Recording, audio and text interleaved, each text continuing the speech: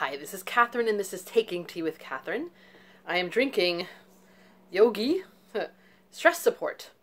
It's also supposed to be good for your overall health, but I'm really drinking it for the stress support because, well, I'm going to do a little update right now of what's been going on. I did one recently where I mentioned that my cat went missing, my younger cat, Janie, and yeah, she's still missing, and it's really sad, and I've done a few more searches. I've had a few leads that didn't turn out to be anything. It's frustrating, but I'm kind of getting to the point where I'm numb about the whole thing. I know a lot of people have dealt with this in their life, and I live in hope, but I also have to live my life and not have a complete breakdown. So we do these things in life, you know. The other thing, and you know, you try to distract yourself from things that upset you and stress and everything. So the thing that I have been using as my primary distraction, besides reading like crazy, is planning my trip to London. And I've been really excited about that for some time now, as you guys, if you've been watching, know that. And I plan my reading around that too. And it's a little frustrating because as of today, I'm still going. It's coming up really soon. I have to still line up a few things like pet sitters, that kind of thing. And that's the problem, is that even though I say I'm going, there's still this uncertainty right now with travel because of this coronavirus situation. And I've never been in this situation before where I just don't know if I will be going on a trip that I have coming up. Whenever I have a trip planned, it's happening unless something suddenly happened, but it's never been this kind of feeling of, do we have to do a plan B? So my friend and I do have a slight plan B, but it's still not set in stone, and it's still very uncertain, and I'm not a good person with uncertainty, especially when it comes to my trips to London. I know a lot of people are like, you know what, I can't afford to travel at all, so you should be grateful you get to go at all. And I am, you know, grateful. But it's been a couple of years since I've been to London, and I know I had planned to go last year, and that didn't work out, but I still had a good time. I got to go away a couple times, so I'm not, you know, completely regretting that. But, you know, it's like you could say all the things, but you're still, like, for instance, you hear this? I always have this. This is always me. I'm always clearing my throat. I'm always having sniffles. I always sound like I'm coming down with something, or that I'm just getting over something. That's how I sound. That's how I am. I have allergies. I have light asthma, and that's how I am. So I don't want to like freak out people on a plane, but I also ride the subway every day, which means I'll freak people out no matter what I do. And I will be freaked out because I have to be in close quarters with people who don't necessarily cover their mouth when they sneeze, or they don't do it properly. I had someone a couple weeks ago, the entire ride was coughing like this, constantly. And I was like, well, you know. So it's like, I don't know what's going to happen. And that's the hardest thing for me. Just like a cat missing with all its uncertainties, having this trip, I know there's worse things in life, but for me, you know, I'm not good at changes in plans. It's just, I'm not.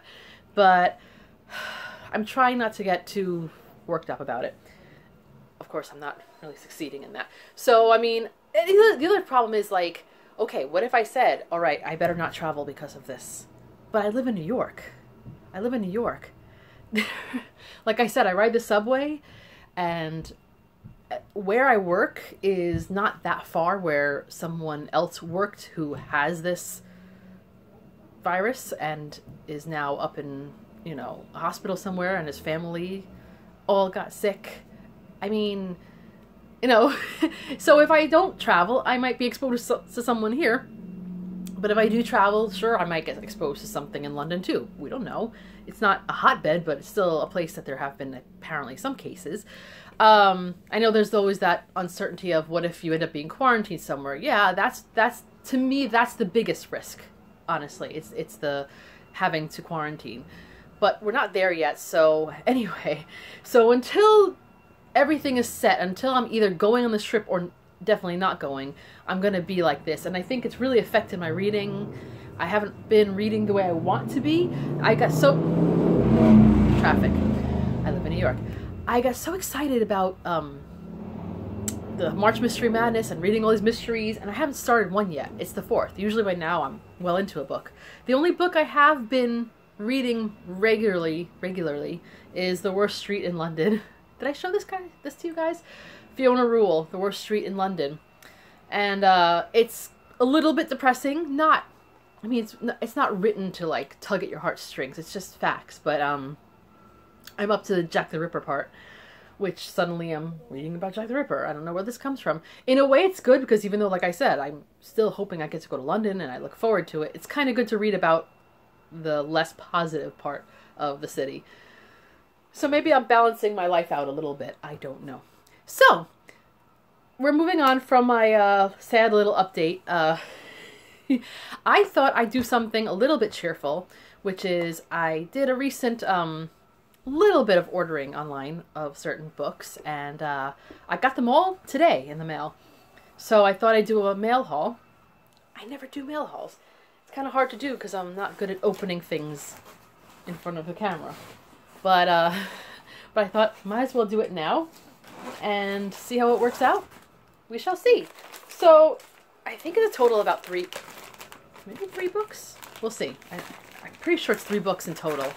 And the first thing I ordered from was Thrift Books, which is this green package. Largest online used bookstore. Is that true?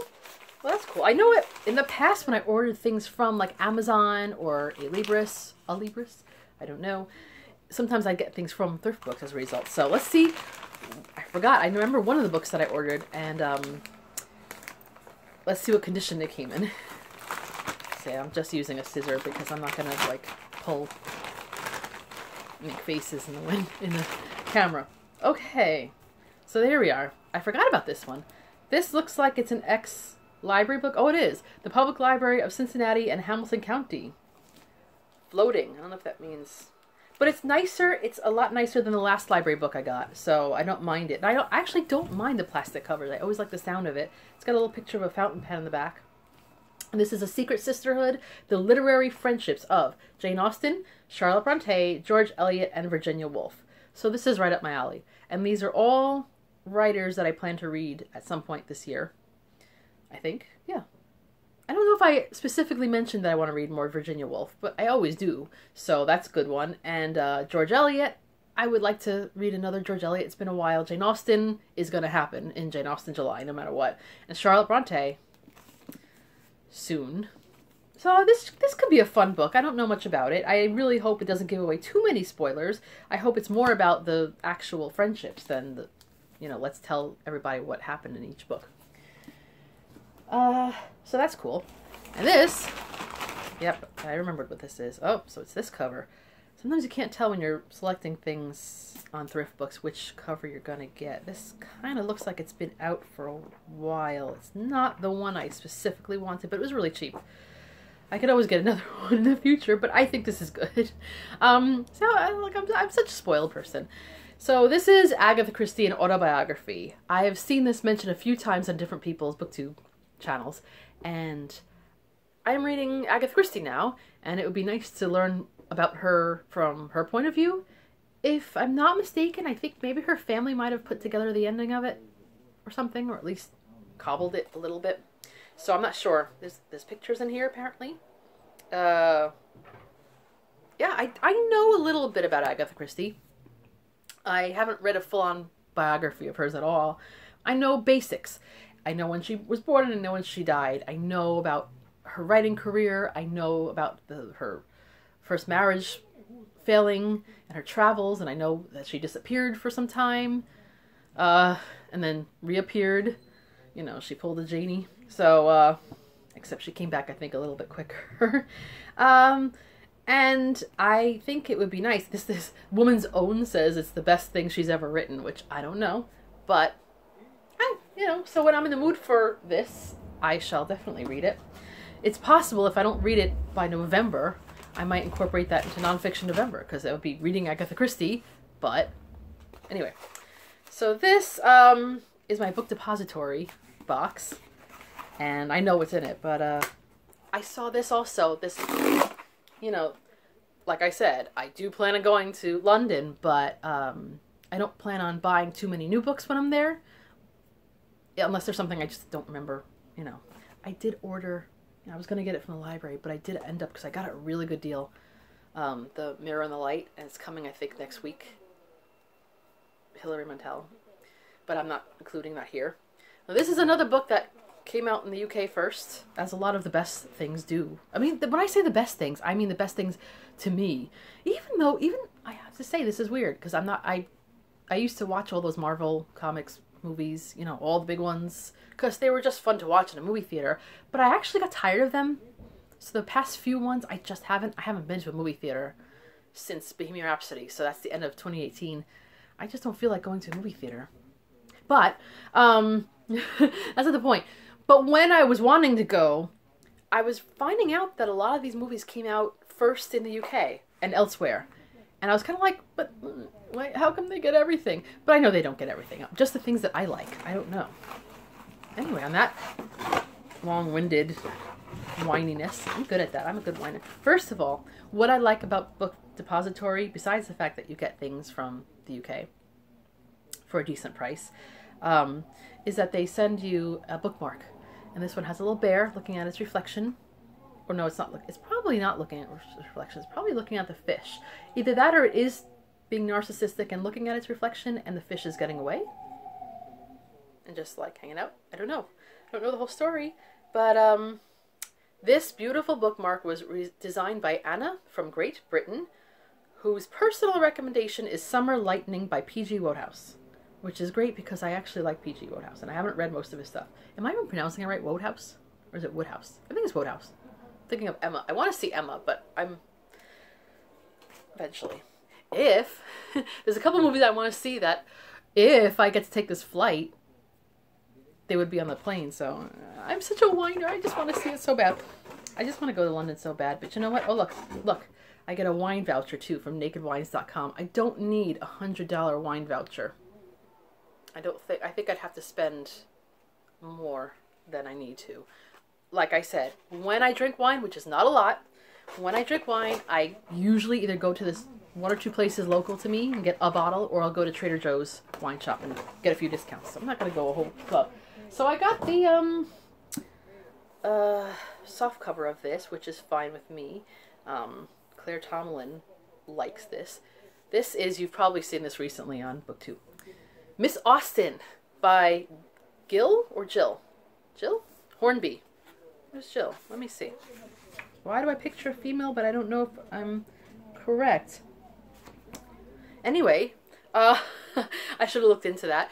I really love this cover. It's so cheerful, and I don't know if it's meant to be springy, but it does remind me of spring. And because winter, we're still gonna have a few cold days in the United States, in New York, I mean, but generally we've had a lot of decent weather days. Today I wore my lightest winter coat, like my spring winter coat, and I can't complain about that. I love being able to not be frozen. I don't like that it's been the whole climate change thing. I'm not going to get into that. Wow, I can really go crazy. But so yeah, I'm diverging. I am digressing. Yes, vocabulary. This is Miss Austen by somebody Hornby, Gil, Gift Jiff. And I think from what I heard, okay, I'll read the back. 1840, dun, dun, dun, dun, Queen Victoria is on the throne. Barely, right? 23 years after the death of her famous sister Jane. Was she that famous though? Then? I guess probably a little bit, but not like famous as we know famous. Cassandra Austen returns to the village of Kintbury. She knows that in some dusty corner of the sprawling vicarage, there's a cache of, these are words I read them and I don't know how to say them, a family letters, cache, I think, containing secrets that must not be revealed. As Cassandra recalls her youth and her relationship with her brilliant yet complex sister, she pieces together buried truths about Jane's history and her own, and she faces a stark choice. Should she act to protect Jane's reputation, or leave the contents of the letters to go unguarded into posterity? So that's, I guess, why they have these pictures of these like bundled up letters, which looks so cool. And a little feather, and a book, and a doggy. You know, I read a book at some point. I think it was called Cassandra and Jane. So there have been books relatively about their relationship, and obviously nonfiction has covered it a lot. Cassandra, if you guys don't know, Cassandra was Jane's older sister, who was, yeah, older sister, right? You know, you doubt yourself even though you read things like a million times. Who was very close with Jane, and, you know, they grew up together, and I think they were even educated together because they just couldn't be separated, you know? But Cassandra got engaged to a man whose name, of course, escapes me, which I'll remember later, who, he was engaged, she was engaged, and he went off, I think, to the Caribbean or somewhere, and got sick and died. So she was never even a widow. She was just an ex-fiancé. I think she might have gotten a little money from him after he died. I'm not sure. There was some kind of money passed over, but I think she might have still been friends with the family afterwards that, you know, she would have been a part of. But as it is, after that, she never, I guess, looked around anymore. She never got married, and we know that Jane Austen never got married, so they just were two spinster sisters, and for better or worse, because sometimes they had to deal with some difficulties financially. They had brothers, and the brothers would mostly take care of them after after their father died. Cassandra, Jane, and their mother who lived a lot longer than expected. But it was probably a struggle, you know. They were never impoverished, but they were not exactly secure every minute. And in those days, I know that Jane Austen became a writer and she did make a little money off of it, but it took a while before that actually happened. So for the most part, they did have to rely on the kindness of family members, because when their father died, he didn't exactly leave them with tons of money. So a marriage might have been considered as a way out, but it didn't happen, you know. And they were just, I mean, both of them, they didn't spend every waking life moment together. That's why there were letters. There were so many letters. They did spend time apart and corresponded like crazy, but they were just not, you know, they were inseparable really until death, which sadly was Jane Austen's death at 41 years old, which is quite young by all means, in my opinion. So yeah, I've always found their dynamic, their relationship interesting and slightly sad. I mean, I have sisters, they're both married. I'm the single one, and that's fine with me. But you know, I consider myself pretty close to, very close to my sisters, and you know, it sort of attracts me to read books about siblings, especially sisters, because it's just an interesting concept and such a famous one too. And the fact is, if you've read a lot of Jane Austen novels, well, there's not a lot of them, there's like, what, 6 completed ones and a few random strays, you notice that pretty much, let me think, Pride and Prejudice, Sense and Sensibility, well, maybe not all of them. Okay, but those two are very reliant on the whole sisters relationship. I mean, Emma was an only child. No, she wasn't an only child. Wake up. She had a sister, but she got married. But she feels like an only child, doesn't she? I know she had a sister who got married, but they didn't seem as close. So, yeah. See, this year I have to read Emma. I have to read Emma because I'm forgetting things, and I haven't seen adaptation.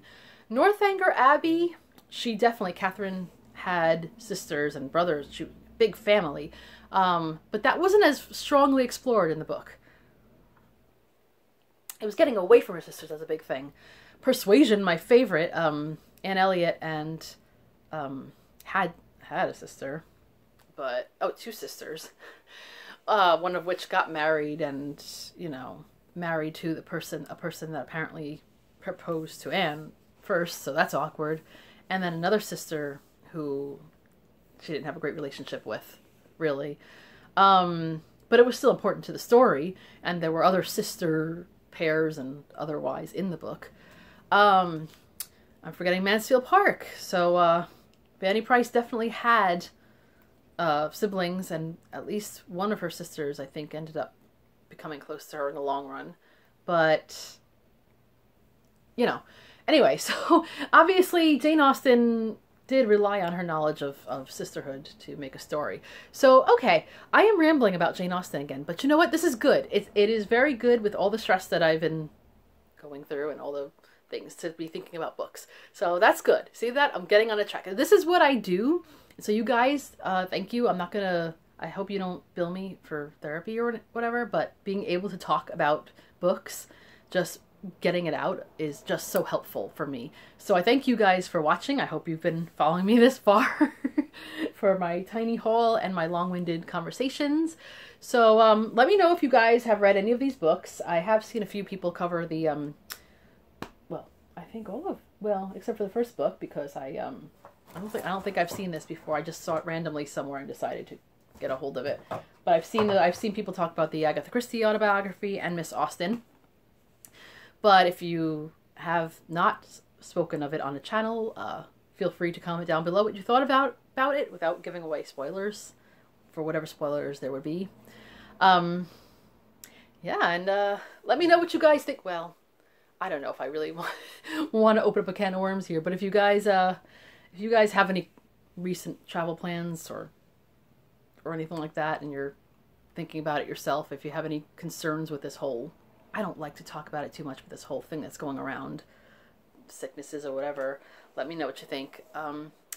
Until then, I'll be drinking all the tea, taking all the supplements, washing all the hands. And this has been Catherine from Taking Tea with Catherine. Hope you have a lovely tea-filled, less whiny filled day. Bye.